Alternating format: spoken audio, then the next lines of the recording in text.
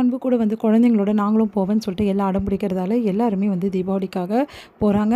அங்கே வந்து இடம் பத்தலை அப்படின்னு சொல்லிட்டு வேறு ஒரு இடத்துல வந்து எல்லாருமே சேர்ந்து தங்குறாங்க.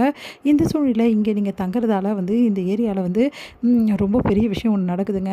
ஒரு நாடகம் ஒன்று நடக்குது, நீங்கள் அதுக்கு போகலாம். கோயில் திருவிழாவில் தான் நாடகம் நடக்குது. இங்கே வந்து வள்ளியும் வந்து நம்ம முருகன் திருமணம் வந்து நடக்குது. அதுக்கு நீங்கள் போனீங்கன்னா ரொம்ப நல்லாயிருக்கும் இந்த ஊரில் அப்படின்னு சொல்லிட்டு எல்லோரும் சொல்கிறதால குடும்பமாக சேர்ந்து வள்ளி வந்து முருகன் திருமணத்துக்கு வந்து போகிறாங்க. அங்கே போனோன்னே வந்து இந்த மாதிரி வள்ளி முருகனாக நடிக்கிறவங்க வரவே வரல அப்படின்னு சொன்னோன்னே வேறு வழி இல்லாமல் வந்து என்ன பண்ணுறாங்க, இவங்க 2 பேரும் நடிக்க வைக்கணும் அப்படின்னு சொல்லிட்டு பிளான் பண்ணுறாரு டைரக்டர்.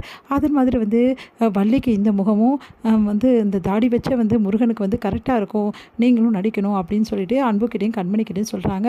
அன்பு கண்மணி முதல்ல வந்து மறுக்கிறாங்க. அடுத்து வந்து தெய்வ காரியம் நீங்கள் இந்த மாதிரி பண்ணிங்கன்னா நீங்கள் ரொம்ப நல்லா வாழ்வீங்க அப்படின்னு சொன்னோன்னே கண்மணி வந்து அன்புக்கிட்ட சொல்கிறாங்க, நம்ம நடிக்கலாம் அன்பு அப்படின்னு சொல்லிட்டு சரின்னு சொல்லிட்டு 2 பேருமே நடிக்கிறாங்க. அவ்வளோ அழகாக தத்ரூபமாக வந்து சூப்பராக நடித்து வந்து அசத்துறாங்க.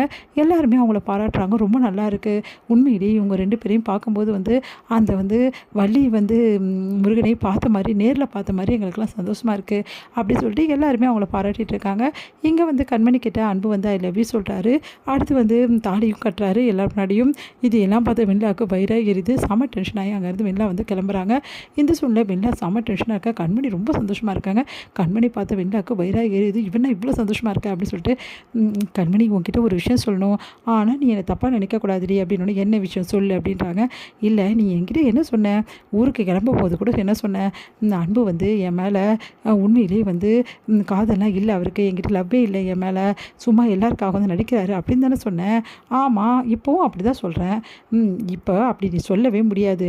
பார்த்தல வள்ளி நீ வந்து முருகன் கல்யாணத்தில் அன்பு எப்படி இருந்தான்னு சொல்லிட்டு 2 பேருமே வந்து எப்படி வந்து இருந்தோன்னு சொல்லிட்டு பார்த்தல, உண்மையான அன்பு இருந்தால் தான் இதெல்லாம் பண்ண முடியும். அது மட்டும் கிடையாது. அவரை நினச்சா நடிக்க முடியாதுன்னு சொல்லியிருக்கலாம், என் கழுத்தில் தாலி கட்ட முடியாதுன்னு சொல்லியிருக்கலாம். ஆனால் மறுபடியும் சந்தோஷமாக என் கழுத்தில் தாலி கட்டினார். இதுக்கெல்லாம் என்ன அர்த்தம் தெரியுமா? என்ன அர்த்தம்? ஏன்னா அவர் அந்தளவு என்னை நேசிக்கிறாருன்னு அர்த்தம். இப்போ புரியுதா அவர் என் மேலே எவ்வளோ லவ் வச்சுருக்காருன்னு சொல்லிட்டு. இதெல்லாம் புரிஞ்சுக்காமல் எப்போ பார்த்தாலும் அவரை பற்றி என்கிட்ட குறை சொல்லிகிட்டே இருந்தேன். நானும் வந்து நீ சொல்கிறதெல்லாம் நம்பி ஒரே குழப்பம் அடைஞ்சிட்டேன். இவ்வளோ நாள் என் மனசு குழப்பமாக இருந்தது. எப்போ எங்களுக்கு இந்த மாதிரி ஒரு கல்யாணம் நடந்ததோ அப்போவே நாங்கள் முடிவு பண்ணிட்டேன், இதுக்கப்புறம் நான் வந்து என் அன்பு சந்தேகப்படவே மாட்டேன். என் அன்பு தான் எனக்கு எல்லாமே. நான் அவர் மனசில் நான் தான் இருக்கேன், என் மனசில் அவர் தான் இருக்கார் அப்படின்னு சொல்லிட்டு சந்தோஷமாக போகிறாங்க. இதெல்லாம் கேட்டு வெள்ளாக்கு வயிறாகிறது. ஓ அந்தளவு ஆகிடுச்சா? அவர் ஏதோ நடித்து வந்து ஒரு நாடகத்துக்காக உன் கழுத்தை தாலி கட்டினா உண்மையிலேயே உன் கழுத்தை விரும்பி தான் தாலி கட்டினான்னு நினச்சிட்டு இருக்கியா? அதெல்லாம் உண்மையில் நான் நிரூபிப்பேன். என்ன தான் அன்பு விரும்பினார், என்ன தான் நேசிக்கிறாரு, அவர் மனசு ஃபுல்லாக நான் தான் இருக்கேன்னு உனக்கு நிரூபிப்பேன்டி அப்படின்னு சொல்லிட்டு செம்ம டென்ஷனாக இருக்காங்க வெண்ணிலா. கண்மணி வந்து ரொம்ப சந்தோஷமாக நடந்த விஷயத்தெல்லாம் நினச்சி பார்த்துட்டு இருக்காங்க. ஏங்க அந்த இந்த நாடகத்தில் நீங்கள் எப்படிலாம் பேசுனீங்க, உண்மையிலேயே அதில் எழுதின டைலாக்ஸ்லாம் நான் பேசல கண்மணி.